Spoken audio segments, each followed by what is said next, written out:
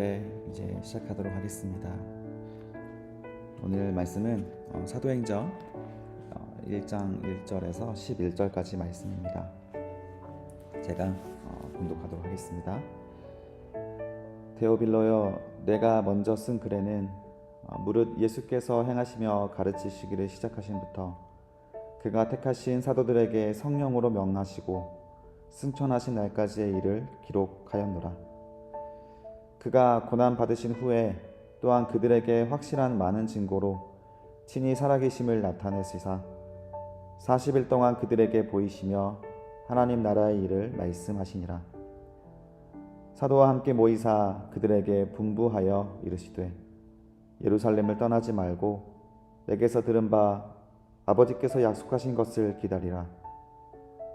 요한은 물로 세례를 베풀었으나 너희는 몇 날 못되어 성령으로 세례를 받으리라 하셨느니라. 그들이 모였을 때 예수께 여쭈어 이르시되 주께서 이스라엘 나라를 회복하심이 이때이니까 하니 이르시되 때와 시기는 아버지께서 자기의 고난에 두셨으니 너희가 알 바 아니요 오직 성령이 너에게 임하시면 너희가 권능을 받고 예루살렘과 온 유대와 사마리아와 땅끝까지 이르러 내 증인이 되리라 하시니라. 이 말씀을 마치시고 그들이 보는데 올려져 가시니 구름이 그들을 가리려 보이지 않게 하더라. 올라가실 때 제자들이 자세히 하늘을 쳐다보는데 흰옷 입은 두 사람이 그들 곁에 서서 이르시되 갈릴리 사람들아, 어찌하여 서서 하늘을 쳐다보느냐? 너희 가운데서 하늘로 올려주신 이 예수는 하늘로 가심을 본 그대로 오시리라 하였느니라. 아멘. 오늘부터 우리 사도행전 1장부터 해서 아침 묵상을 시작하려고 합니다. 이것이 이제 아침 예배 형식으로 나중에 발전되었으면 좋겠지만 우선은 아침 말씀을 이렇게 말씀으로 깨워서 우리가 시작한다라는 그 의미로 말씀 묵상으로, 아침 묵상으로 이름하여서 시작하려고 합니다. 이 시간 아침에 이제 출근하고 있는 청년들도 있을 것 같은데 아침마다 우리가 말씀으로 깨워서 하루를 시작할 수 있다면 또 하나님께서 주시는 힘으로 하루를 잘 살아낼 수 있지 않을까 하는 마음으로 이렇게 시작하게 되었습니다. 이 아침 묵상은 월요일부터 토요일까지 항상 7시에 시작을 합니다. 7시에 시작해서 5분간 찬양을 들으면서 묵상하시고 5분에 이렇게 말씀을 읽고 함께 말씀을 나누는 것으로 시간을 보내고자 합니다. 우리가 읽었던 말씀 사도행전 1장부터 11절까지 1장 1절부터 11절까지 말씀의 시작을 한번 보도록 하겠습니다. 성경책을 펼쳐서 함께 따라와 주시면 될 것 같습니다. 데오빌로여, 내가 먼저 쓴 글에는 무릇 예수께서 행하시며 가르치시기를 시작하신부터 라고 하면서 사도행전 1장 1절을 시작하고 있습니다. 우리가 청년부 예배 시간에 지금 누가복음을 보고 있는데 그 누가복음을 기록한 저자가 누가입니다. 그 누가가 이 사도행전을 그 이후에 또 이어서 이렇게 집필을 하게 됩니다. 그런데 그 수신자가 누구냐 보니까 1절에 데오빌로라고 하는 사람입니다. 데오빌로는 어떤 로마의 공직자였을 것으로 보입니다. 어떤 사람인지는 기록되어 있지 않지만 이 사람에게 먼저 쓴 글에는 예수께서 행하시며 라고 하는데 그 먼저 쓴 글이 바로 누가복음입니다. 그리고 그때 누가복음에는 어떤 내용을 기록을 했는가? 바로 예수께서 행하시며 가르치시기를 시작하신부터 2절에 보니까 그가 택하신 사도들에게 성령으로 명하시고 승천하신 날까지의 일을 기록을 하였다라고 기록을 하고 있어요. 따라서 누가복음의 핵심이 나옵니다. 누가복음서의 핵심이죠. 바로 예수께서 무엇을 행하셨는가, 행하심이 기록되어 있었고 그리고 가르치심이 기록되어 있었습니다. 그리고 2절에 보니까 택하신 사도들에게 성령으로 명하셨다. 그리고 십자가에서 죽으시고 부활하신 다음에 승천하시기까지의 일이 기록되었다라는 거예요. 따라서 이 누가복음의 핵심은 예수의 행하심, 예수의 가르치심, 그리고 성도에게 성령으로 말하심이라고 하는 큰 세 개의 주제를 가지고 있다라는 것입니다. 예수께서는 우리에게 어려운 것들을 말씀하시지 않았습니다. 예수님은 항상 행동하셨습니다. 말씀으로는 하나님께서 예언하신 말씀들이 이루어졌고, 또 이제는 우리가 그 말씀을 받고 천국에 가려면 회개해야 한다, 하나님 나라가 가까이 왔다라는 그 말씀을 하셨을 뿐이고, 많은 행동으로 또 이렇게 예수님께서 사랑의 행동을 보여주셨습니다.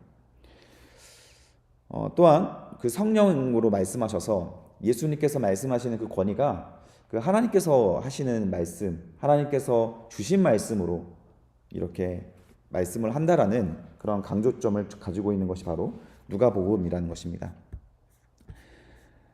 그 예수께서 어떤 행동을 하셨는가? 그 행동이 가장 먼저 이 사도행전의 저자였던 누가가 기록을 하잖아요. 예수께서 행하시며 가르치기를 시작하셨다. 그 행하심이 무엇이었는가? 그 3절에 나오는데, 그가 고난 받으신 후에 또한 그들에게 확실한 많은 증거로 친히 살아계심을 나타내사 40일 동안 그들에게 보이시며 하나님 나라의 일을 말씀하셨다라고 하는 거예요. 고난 받으신 후에, 자, 예수님께서 행하심은 고난을 위한 행함이었습니다. 그 고난이 바로 우리가 알고 있던 그 십자가이죠. 십자가를 위한 행함이셨습니다. 그 우리에게도 따라서 예수께서 우리에게 제자로서 우리를 부르시고, 또 예수님을 통하여 천국 시민권을 얻을 수 있는 하나님의 자녀로서 우리를 부르셨을 때, 그 예수의 행하심을 한마디로 고난이었다라고 표현을 한다면, 그 제자들에게도 예수께서는 같은 길을 제시를 하셨다라는 것입니다. 그것은 바로 십자가의 길이죠. 누구든지 자기를 따르려거든 자기 십자가를 지고 자기를 부인하고 예수님을 따르라 라는 말씀을 예수님께서 하신 적이 있습니다. 우리는 예수를 믿음으로써 무엇을 얻고자 하는가?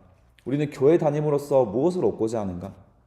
예수님께서 보여주시는 길은 세상과 다른 길이었기 때문에 세상으로부터 받는 고난이 있었습니다. 억울한 일을 당해도, 인격모독을 당해도 그저 묵묵히 참고 견뎌야 하는, 그리고 오히려 사랑해내야 하는 그 사랑의 실력을 가진 자들, 그 삶을 예수께서 보여주신 것입니다. 불의에 대해서는 눈 감지 않았습니다. 잘못된 일이 있다면 정의롭게 나서서 싸워내셨고, 하지만 예수께서 당하셔야 했던 그 고난들이나 십자가의 길은 묵묵히 또한 예수께서 걸어가셨던 길이었던 것이죠. 우리는 오늘 아침 깨워서 말씀을 볼 수 있는 마음, 또 이 성경 말씀으로 우리가 평생을 살아가겠다라는 성도의 마음을 가진 자라면, 일단 예수께서 보여주신 그 고난의 길이 당연한 길이다라는 생각을 가지고 살아야 합니다. 세상으로부터 누릴 수 있는 것이 성경 안에서는 그렇게 많이 존재하지 않습니다. 그러나 하나님께서는 우리가 무엇이 필요한지, 또 무엇은 기도 제목이 있는지, 살아갈 때 우리에게 필요한 모든 것들은 이미 하나님께서 다 알고 계십니다. 그러나 하나님께서도 말씀하십니다. 먼저 그의 나라와 그의 의를 구하라. 그리하면 너희가 너희에게 모든 것을 더하시리라. 그 예수의 고난이 우리 마음속에 있고, 그 예수께서 걸어가신 그 길이 천국으로 걸어가는 길이다, 그리고 하나님 나라의 삶이다라고 하는 그 전제가 우리 마음속에 있다면, 먼저 하나님 나라를 구하는 의의 삶이 이루어질 수가 있게 될 것이고, 그 이후에 필요한 모든 것들은 하나님께서 채우시는 또한 역사와 하나님의 사랑을 경험할 수가 있는 것입니다. 대부분 이 고난을 싫어하기 때문에, 고난을 무서워하고, 또 인격모독을 당하고 자존심 상하는 일들을 두려워하기 때문에 주로 예수의 길을 걸어가지 못하고 자꾸 세상의 노예가 되는 것입니다.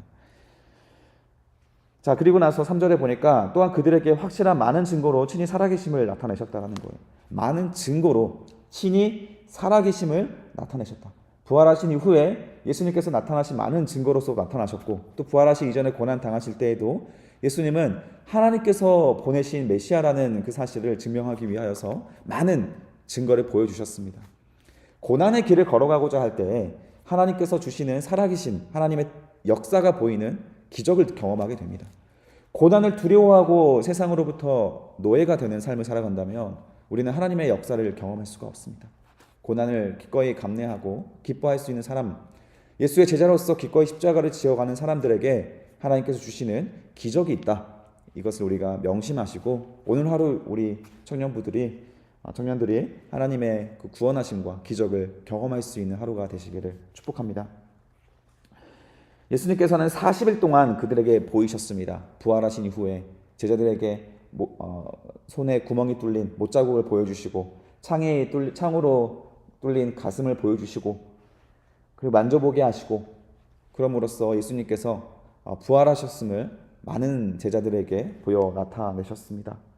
그리고 나서 4절에 보니까 사도와 함께 모이사 그들에게 분부하여 이르시며 사도행전에서 유일하게 등장하는 예수님의 마지막 유언의 말씀이 등장하십니다. 유언이란 아니죠. 승천하기 전에 먼저 우리에게 남겨주신 지상명령입니다.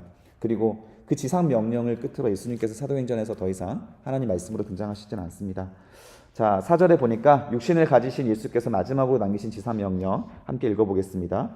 예루살렘을 떠나지 말고 내게서 들은 바 아버지께서 약속하신 것을 기다리라. 요한은 물로 세례를 베풀었으나 너희는 몇 날 못되어 성령으로 세례를 받으리라 라고 하면서 예수님께서 이 땅에 육신을 입고 있을 때 마지막으로 이렇게 말씀을 남기시고 하늘로 승천하셨습니다. 이후로부터는 이제 성령께서 역사하시기를 시작하십니다. 자, 예수께서 승천하시기 전에 하셨던 그 지상명령 무엇이냐? 첫 번째가 예루살렘을 떠나지 말라라는 것이었습니다. 제자들이 예수께서 부활하신 이후에 이제 하나님의 나라가 이루어지고 예수께서 어떤 역사를 어떻게 하나님 나라를 확장시켜 나가는지를 제자들은 궁금했을 것입니다. 그러나 40일 동안 하셨던 일은 3절에 보니까 하나님의 나라의 일을 그냥 가르쳐 주신 것뿐이었어요. 하나님 나라의 일을 우리가 아직 눈으로 볼 수가 없기 때문에 어떻게 하나님의 나라의 일이 일어날 수 있는가, 그것을 먼저 그냥 40일 동안 말씀으로 가르쳐 주실 뿐이었고, 그리고 나서 막상 떠나시기 전에는 예루살렘을 떠나지 말고 일단은 기다려라 라고 하는 말씀을 주셨다는 거예요. 특별한 일을 하시지 않았습니다. 십자가 고난 당하시기 전과 똑같은 일을 하셨습니다. 말씀으로 가르치시는 일을 하셨어요.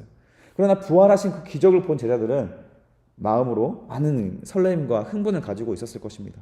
그러나 예수님께서는 일단 기다리게 하셨습니다. 그 흥분과 설렘과 조급함으로 이루어질 수 있는 하나님 나라가 아니기 때문에 그렇습니다. 자칫 우리들의 능력과 우리들의 의지와 우리들의 실력으로 하나님 나라를 이루려고 하는 실수를 범할 위험이 있기 때문에 그렇습니다. 우리는 모두 하나님을 사랑하는 구원받은 자로서 이렇게 예배드리는 자리에 모이게 됩니다. 그러나 가장 중요한 것은 우리가 잘나서 또 우리가 예수님을 사랑한 것이 시작으로 이렇게 예배자가 된 것은 결코 아닙니다. 설교 시간에도 제가 누누이 말씀드린 것처럼 우리는 이미 구원을 받았기 때문에, 하나님의 은혜를 받았기 때문에 신앙생활을 시작할 수가 있습니다. 우리는 우리의 실력으로 신앙생활을 시작할 수 없습니다. 부모님이 신앙인이라서, 부모님의 신앙이 좋아서 그렇게 우리는 신앙생활을 시작할 수가 없습니다. 부모님이 목사님이어도 신앙생활을 하지 않을 수 있습니다. 신앙생활이란 하나님과 나와의 인격적인 관계의 시작이기 때문에 그 하나님이 부모님의 강권으로 강제적으로 예배에 나오게 한다고 그 하나님의 살아계심을 느낄 수가 없게 되는 거예요. 따라서 하나님과의 신앙생활은 하나님께서 은혜로 주실 때, 구원을 주실 때 그때로부터 비로소 시작되게 되는 것입니다. 대부분은 하나님께서 간절한 마음을 먼저 주시고, 그 간절한 마음은 대부분 어려운 일이라고 했습니다. 고난이 왔을 때 대부분 우리는 하나님 앞에 엎드리고 눈물을 흘릴 수 있기 때문에, 회개할 수 있기 때문에, 하지만 그 시작부터, 그 시점부터 바로 신앙생활이 시작되는 거예요. 그리고 나서 하나님의 역사가 이루어지게 되는 것을 우리가 동참하게 되는 것입니다.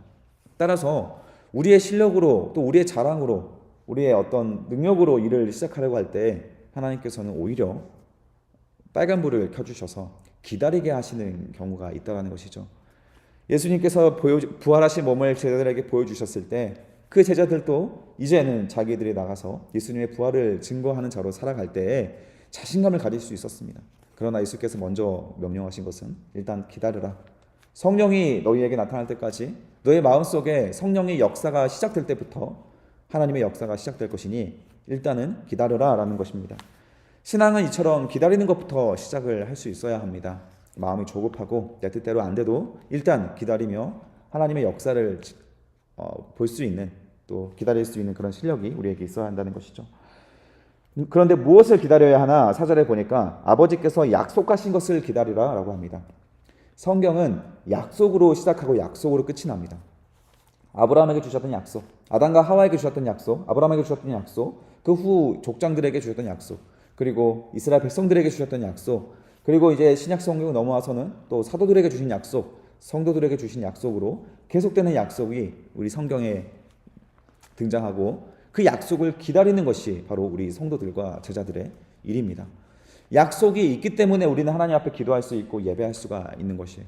우리가 우리의 실력으로 구원받을 수 없지만, 우리의 실력으로 우리는 하나님의 뜻에 동참할 수 있는 능력이 없지만, 하나님의 약속이 있기 때문에 우리는 하나님 앞에 기도하고 예배할 수가 있는 것입니다. 옛날 약속은 바로 구약이고, 예수 그리스도로부터 시작된 새로운 약속을 우리는 신약이라고 부릅니다. 성경은 약속입니다.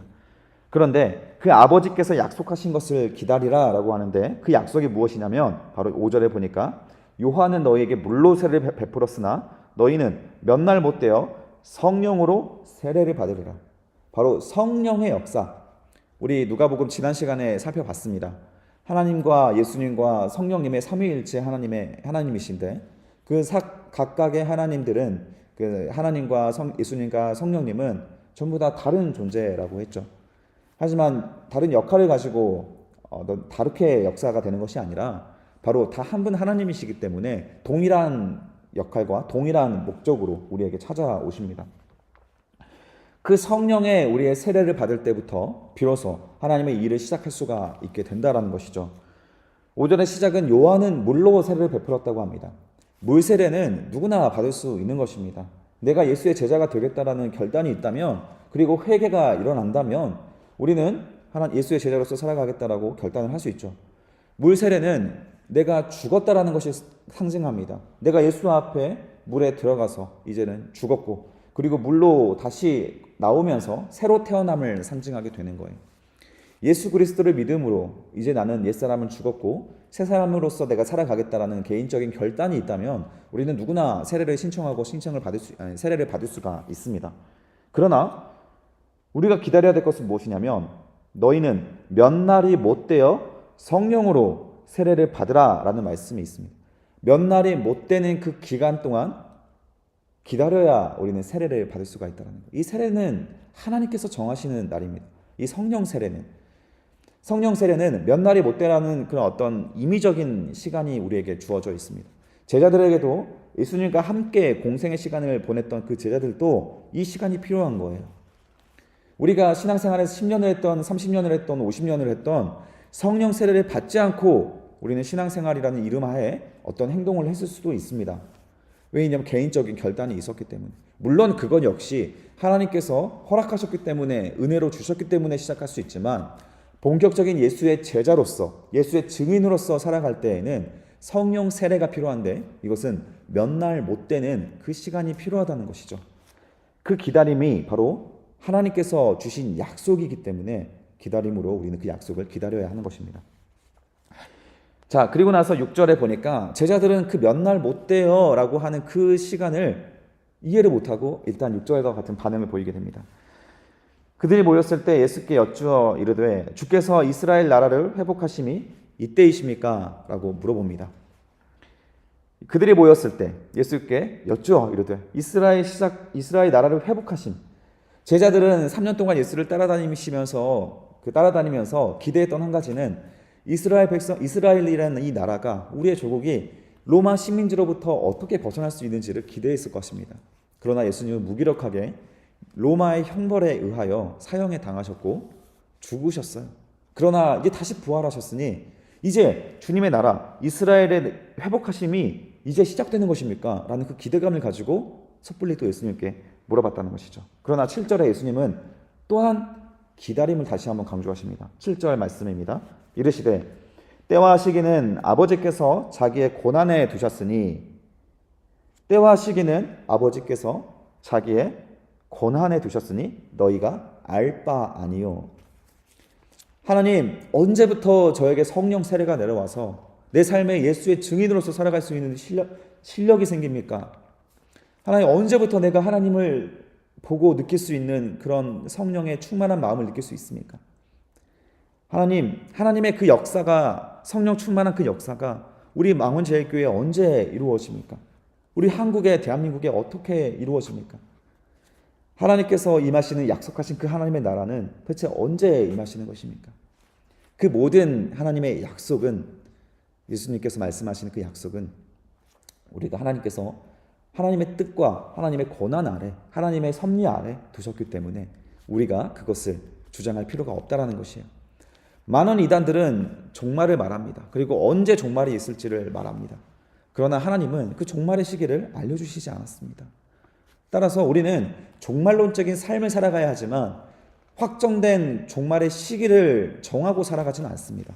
몇 날 며칠을 우리가 알지 못하지만 우리는 이 오늘의 하루를 종말적으로, 오늘이 마지막이라는 생각으로 정직하게 하나님 앞에 성령을 받은 자로서 주시겠다고 약속을 하셨으니 그 받은 자로서 우리가 오늘 하루를 성실하고 정직하게 잘 살아가면 되는 것입니다.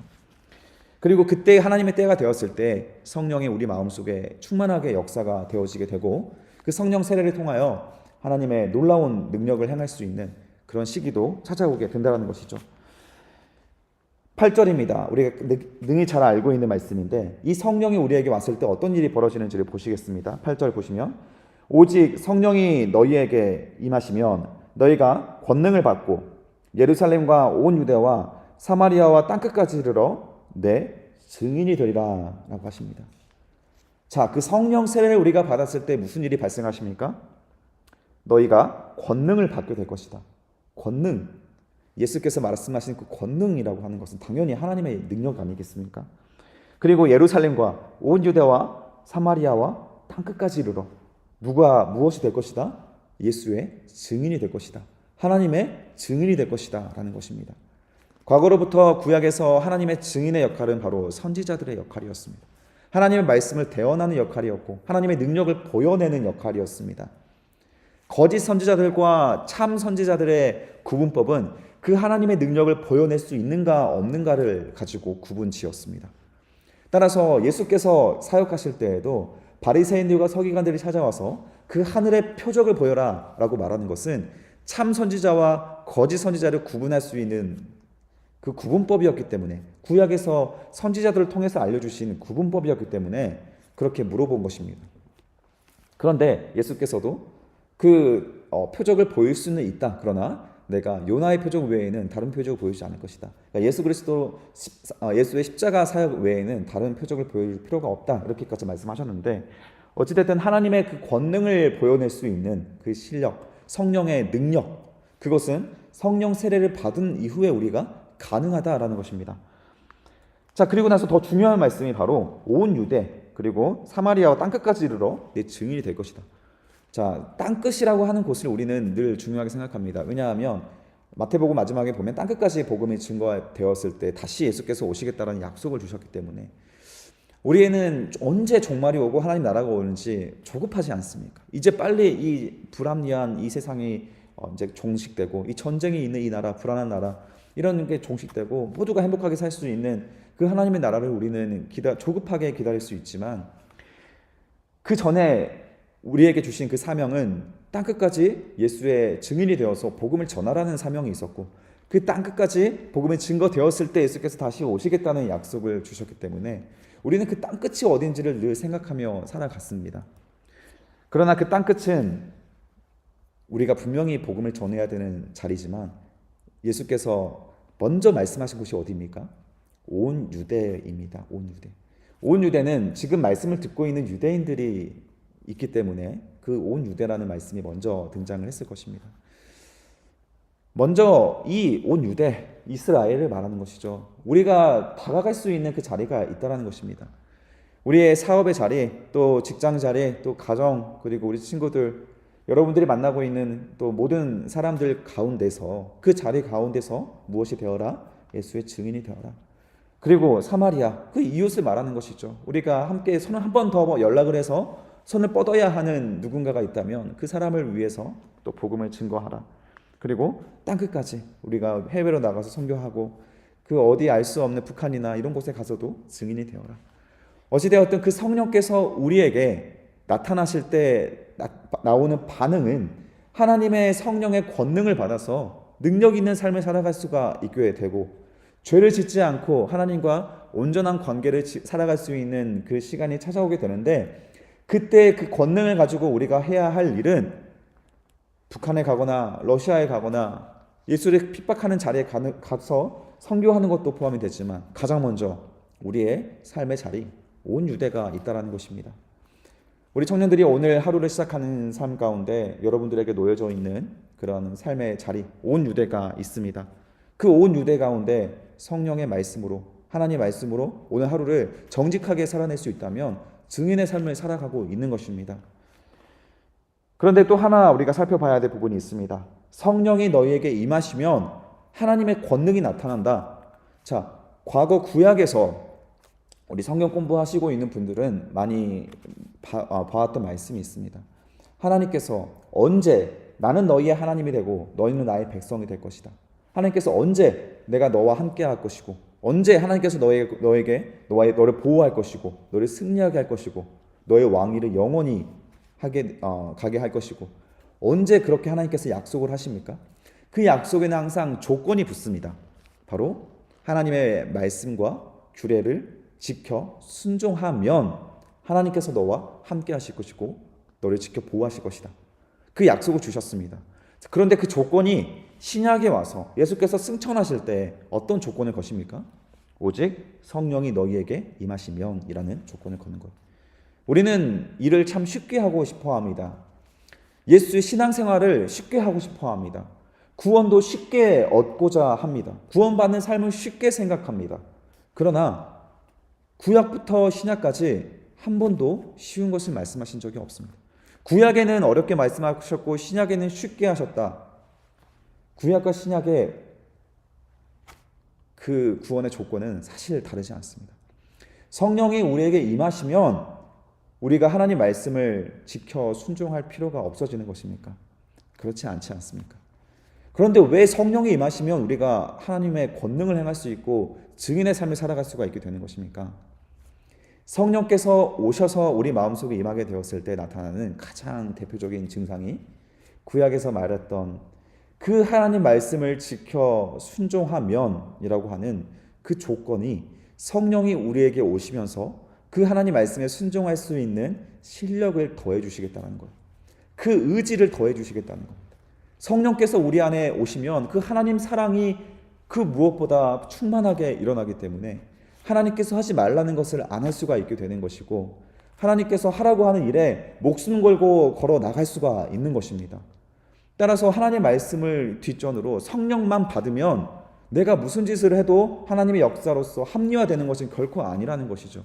이 당연한 윤리성은 우리는 다 본능적으로 알고 있지만 사실 이것을 너무 가볍게 생각한다는 것입니다.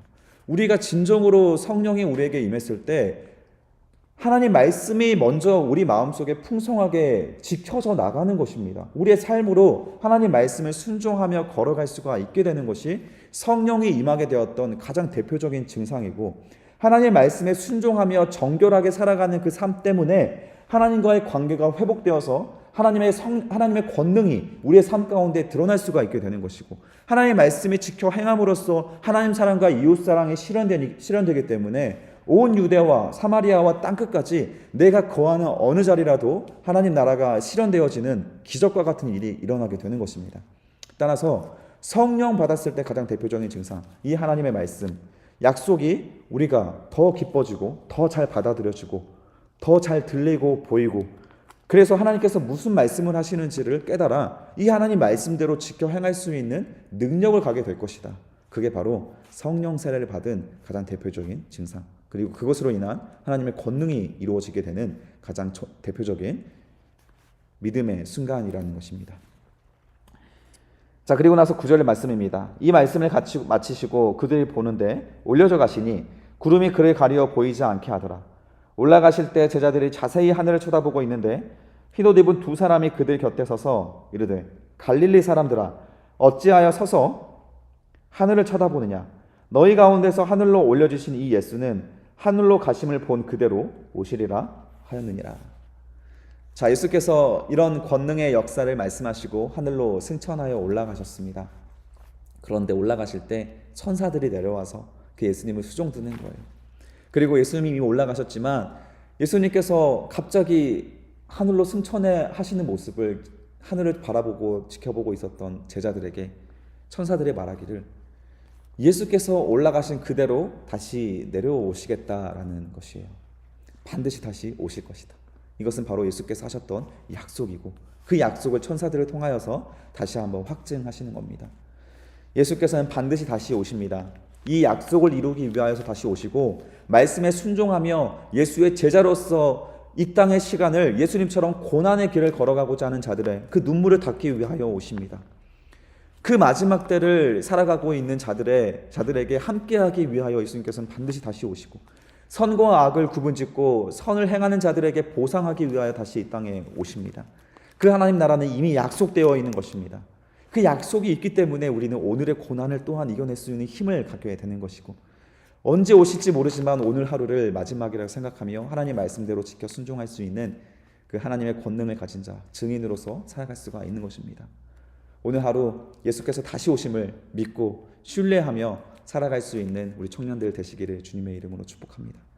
하나님 말씀은 성령 세례를 받아서 성령을 구하여서 이 하나님 말씀이 보이고 들리고 또한 말씀대로 순종할 수 있는 의지가 생겨나는 그런 하루가 되시기를 축복합니다.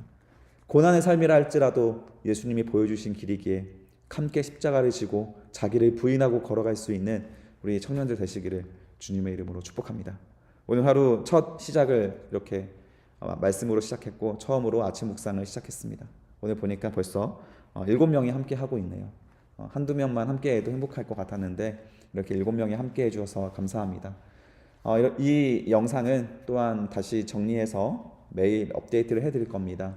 다시 한번 말씀도 들으시고 아침을 놓쳤다 할지라도 다시 업로드 되는 그 영상을 보시면서 꼭 이 사도행전의 말씀을 통하여 우리가 하나님께서 우리에게 보여주시는 제자의 삶이 어떤 삶인가, 그 제자의 삶과 교회와 그 많은 것들을 이 성경 사도행전을 통하여서 우리가 함께 묵상해 볼 수 있는 그런 시간들이 되었으면 좋겠습니다. 오늘 함께 기도하며 예배를 마치도록 하겠습니다. 살아계신 아버지 하나님 감사합니다.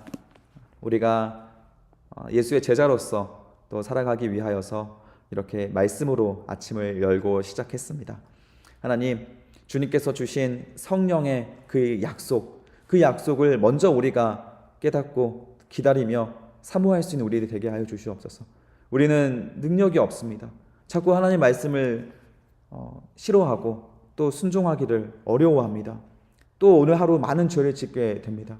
그러나 성령의 세례가 우리에게 임하여 졌을 때, 성령 충만하게 되었을 때 예수 하나님께 주신 말씀이 보이고 들리고 이 말씀을 순종할 수 있는 능력을 갖게 된다 하셨사오니 하나님 그 권능을 우리에게 허락하여 주시고 온 유대와 사마리아와 땅끝까지 우리에게 허락되어 있는 모든 삶의 자리마다 예수의 증인으로 살아갈 수 있는 십자가를 짊어지고 희생하며 예수의 사랑을 보여낼 수 있는 그 증인의 삶을 살아낼 수 있도록 함께 하시고 성령으로 인도하여 주시옵소서.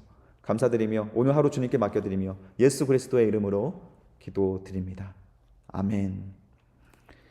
주기도문 하심으로 마치겠습니다. 하늘에 계신 우리 아버지의 이름을 거룩하게 하시며 아버지의 나라가 오게 하시며 아버지의 뜻이 하늘에서와 같이 땅에서도 이루어지게 하소서.